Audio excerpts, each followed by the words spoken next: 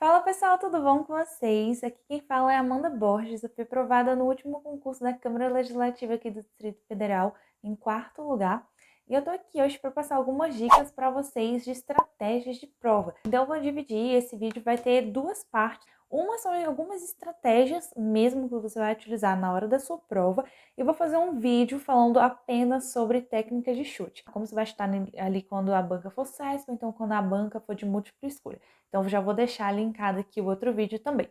Então, a primeira coisa que eu queria falar para vocês é que, gente, quando você vai chegar para fazer a sua prova do concurso, é interessante que você já tenha um roteiro definido. Como é que você vai descobrir qual que é o roteiro ideal, o que vai funcionar para você? É fazendo simulado. Então, todas as provas, eu já falei, acho que aqui em algum vídeo, mas todas as provas que eu fui aprovada na minha vida, eu fiz simulados previamente. Então, para a Câmara ali, eu fiz 7 simulados com 7 redações. E o simulado, gente, ele te permite identificar qual vai ser o roteiro de prova que vai otimizar a tua pontuação. Então, quando eu sentei para fazer minha prova da Câmara, eu sabia exatamente a matéria que eu ia começar, a segunda matéria que eu ia fazer, a hora que eu ia fazer raciocínio lógico, português, que eu ia fazer interpretação de texto, que eu ia fazer minha redação. Então, tudo isso eu já sabia previamente, porque eu fui identificando o que funcionava para mim ou não pelos simulados. Então, cada pessoa funciona de uma forma. Tem gente que prefere fazer, por exemplo, a redação no começo, outros no meio, outros no final. Vou falar mais pra frente como é que eu gostava de fazer.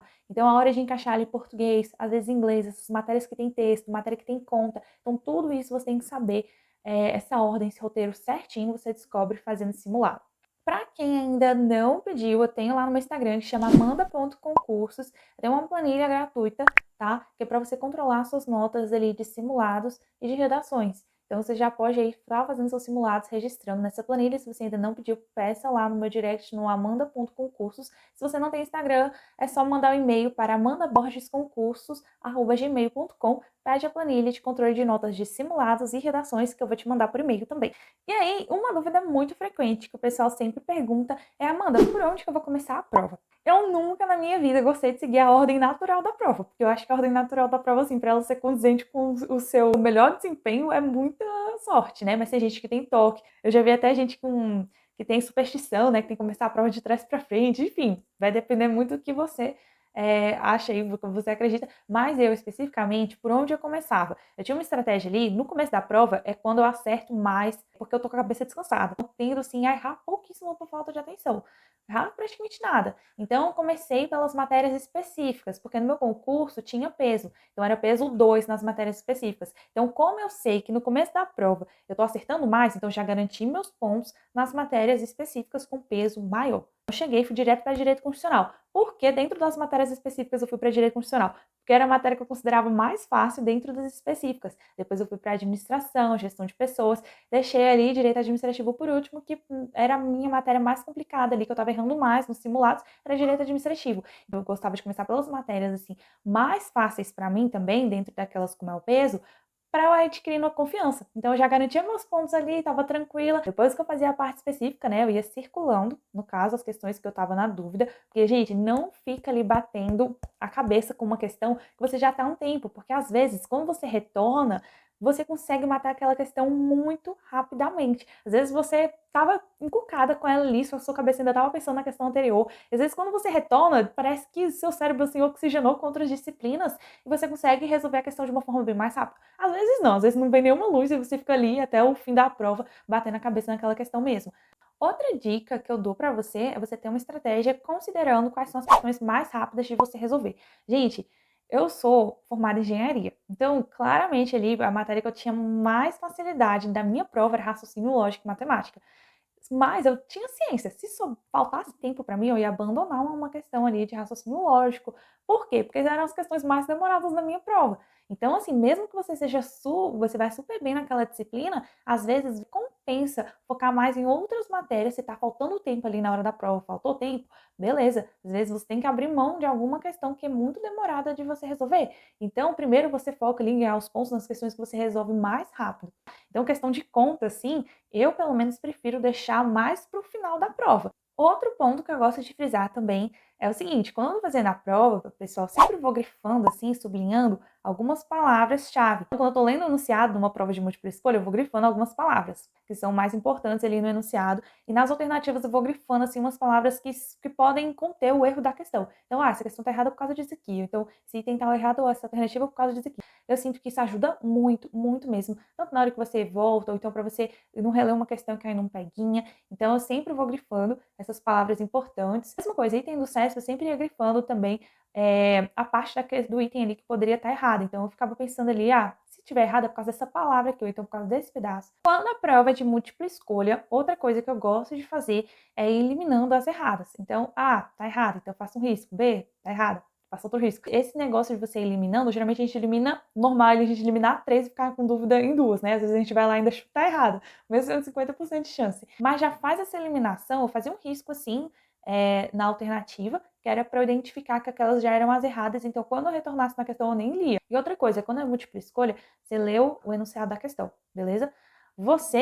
Se você acha que a A tá certa, gente, lê o restante. Lê a B, a C, a D e a E. Porque às vezes você lê a E e você também acha que a E tá certa. E aí você começa a comparar a A e a E. E você pensa assim, cara, qual que tem a maior chance aqui de estar certa? Então isso já me salvou muitas vezes que eu iria perder pontuação na hora da prova, porque eu teria achado que a A tava certa, marquei logo de cara, mas depois quando eu tava lendo as outras alternativas para conferir se estavam erradas, né, aí eu via que a E era que era certa de fato, né? E outra coisa, quando você identificar qual que é a certa, por exemplo, a D, combina, faz a combinação se é múltipla escolha da alternativa com o enunciado, porque às vezes a alternativa tá certa, só que ela não é o que o enunciado tá pedindo.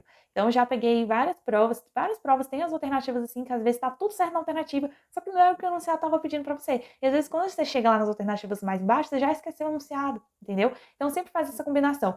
Além disso, outra coisa que o pessoal sempre me pergunta era a hora que, assim, que eu fazia a redação quando eu estava fazendo a prova. Então, tem 3 formas aí de você fazer, 3 momentos para você fazer a redação, que é no começo, no meio e no fim da prova. Eu, Amanda, já por diversas experiências, assim, autoconhecimento, já identifiquei que o melhor momento para eu fazer a redação quando estou fazendo uma prova é no final. Então, primeiro eu me garanto ali na objetiva, porque se eu não tirar a nota na objetiva, nem vão corrigir minha redação, né? Então, eu penso assim. Então, eu já me garanto ali na objetiva, mas inicialmente, quando eu pego a prova, eu já dou uma lida ali no tema da redação. Então, eu já coloco algumas ideias ali na folha do rascunho, não escrevo nenhum parágrafo, eu coloco ali em forma de tópicos algumas estruturas, por exemplo, nesse parágrafo eu vou falar tal coisa, nesse outro parágrafo tal coisa. Então, eu faço um brainstorm ali bem rapidinho sobre o que eu vou falar na redação, tá? Mas, assim, poucas coisas, só o que veio na minha cabeça no momento. Então, eu já anoto para não esquecer e vou resolver minha prova. Então, eu resolvo toda a prova objetiva, vou circulando as questões que eu fiquei em dúvida, tá? Então, depois eu retorno as questões, né? Dou uma segunda passada ali nas questões que eu havia ficado em dúvida e resolvo de novo. Aí a terceira eu deixo para fazer a terceira passagem aqui nas questões, que às vezes, né, a gente dá outras voltas para responder aquelas questões que a gente ainda não sabe, a gente ainda não tem certeza. Então eu deixava essa terceira passagem para fazer depois a redação. Então eu ia lá, escrevia minha redação e depois eu retornava para as questões que eu havia deixado por último. Mas tem gente que funciona fazendo redação no começo, outras pessoas fazem no meio, outras fazem no final, que nem eu.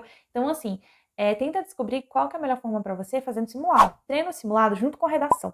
Treino que você vai fazer no dia da prova. Porque você tirar uma boa nota numa redação que você fez com a cabeça descansada é totalmente diferente de você conseguir tirar uma boa nota numa redação que você fez com um simulado, tá? Muito diferente, é muito mais difícil. Sobre interpretação de texto. Português, inglês, espanhol, todas essas matérias que possuem um texto antes das questões, qual que era a minha estratégia? Eu, geralmente, lia pelo menos uns 3, se fosse prova do CESP, sim, uns 3 itens ali da interpretação de texto, para ver o que eu precisava buscar no texto na hora que eu estivesse fazendo a leitura. Então, eu não lia o texto por completo, prestando atenção em cada detalhezinho. Às vezes você pega o texto em inglês ali, você vai lendo, tentando traduzir o texto inteiro, sendo que às vezes a pergunta ali tá focada em 2 parágrafos e um parágrafo ali que você não estava nem entendendo direito, você nem precisava tentar traduzi-lo, né? Às vezes você vai se desesperando tanto no meio do caminho. Então, tanto para português, inglês, língua estrangeira, assim, no geral também, eu sempre lia alguns itens, assim, lia mais ou menos da questão para o texto. Eu caçava a resposta da questão no texto. Então, eu focava no texto em responder aquela questão. Então, eu sempre fazia assim. Quando é uma prova de múltipla escolha, como tem as alternativas e tudo mais, então eu lia só uma questão. Então, eu lia uma questão assim, bati o olho na questão e depois ia no texto, caçando. Então, eu ia fazendo a leitura do texto, caçando aquela resposta. Pronto, consegui responder? Próximo. Eu li a próxima pergunta e continuava lendo o texto para conseguir responder. Tanto é que as últimas questões de interpretação de texto que eu fazia eram aquelas que tinham a ideia concisa do texto como um todo, porque eu já teria lido o texto inteiro. E aí, um momento que você vai fazer as questões de interpretação de texto varia muito. Eu deixava mais para o final também, porque eram questões que eram muito demoradas. Então, para você responder uma questão, você tem que ler ali, fazer uma leitura de texto. Então, geralmente eu deixava mais para o fim, porque eu conseguia ler o texto com calma. Porque geralmente, assim, eu conseguia fazer o restante da prova com velocidade boa, eu ficava menos ansiosa. Mas tem gente que só consegue ler texto no começo da prova, outros no meio da prova. Tem gente que não consegue deixar português para final, porque senão tá com a cabeça muito cansada, não consegue fazer a interpretação. Como você descobre isso fazendo simulado? Uma outra dica ali também para a hora da prova que eu te passo é você não ficar brigando tanto tempo ali na primeira passagem da prova com cada questão. Você tá numa questão, você já pensou ali, você não tá conseguindo resolver, circula, parte para a próxima. Não fica, gente, discutindo ali com a banca também no meio da prova. Então, assim, beleza. Conseguiu responder a questão? Ok, não conseguiu? Circula, próxima, sem desespero. Pensa que depois você vai retornar ali naquela questão e pensar com mais calma. Já elimina as alternativas erradas, se for o caso. Já, se for CESP, já sublinha a palavra ali, ou então o pedaço que você está na dúvida se você não sabe se está errado ou não. Então já deixa ali marcadinho.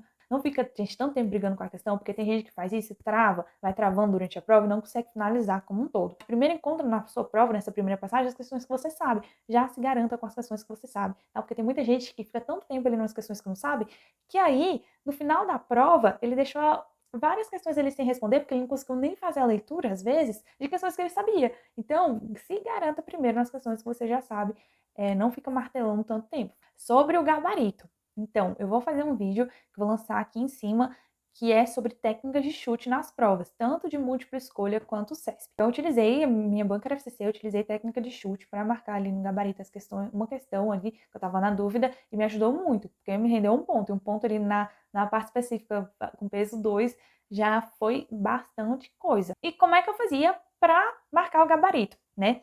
Então, uma coisa que eu fazia, pessoal, que me ensinaram na época de vestibular, essa técnicazinha, eu pegava e sempre antes de pintar a bolinha, eu fazia um risco. Então eu fazia uma conferência, letra B. Aí eu marcava a letra B.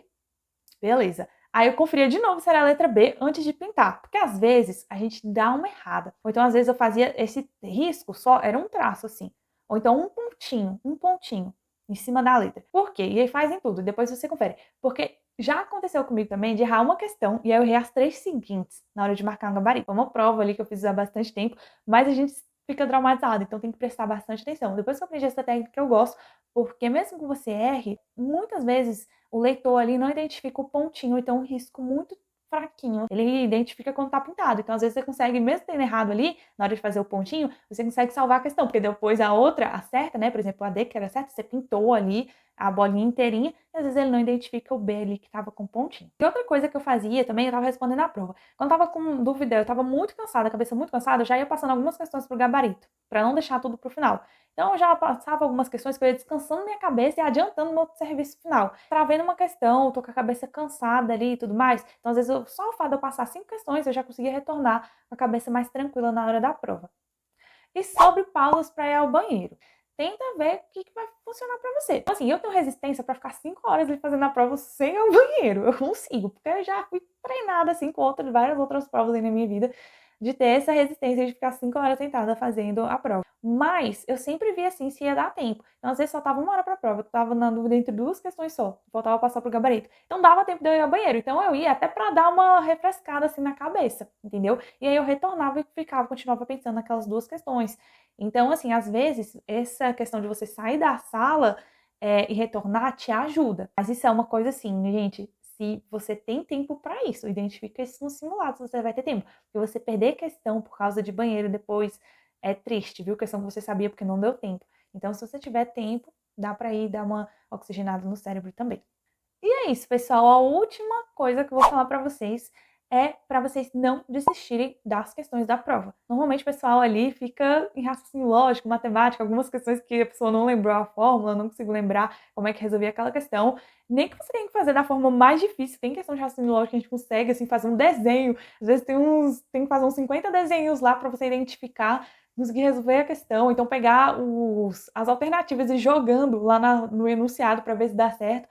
Às vezes, você consegue fazer a questão de uma forma mais demorada. Então, se no final tá faltando só aquela questão e você tem tempo, não desista daquela questão. Gente, uma questão faz muita diferença hoje em dia. Muita, porque as notas estão muito elevadas, muito altas. Então, a concorrência está pesada, então não desista de nenhuma questão. Fica até o último da sua prova, beleza? A não ser que você saiba ali a prova como um todo, e aí você já respondeu, não tem mais por onde correr, aí você vai embora mais cedo. Mas se você ainda está em dúvida em alguma questão, não é hora de ir embora. Você continua pensando, tentando resolver aquela questão ali que você ainda não conseguiu, por exemplo, de matemática ou de raciocínio. Beleza, pessoal, essas foram as dicas aí de hoje. Então, se você está gostando do meu canal, já se inscreva para ver as próximas dicas, deixa o seu like, ativa o sininho também, para você ser notificado aí quando eu postar novos vídeos. E se você não conhece ainda, vai lá no meu Instagram, me siga, é @amanda.concursos. E se você tem interesse em conhecer meus programas de mentoria, é só visitar o meu site, que é www.amandaconcursos.com. Até o próximo vídeo. Tchau, tchau!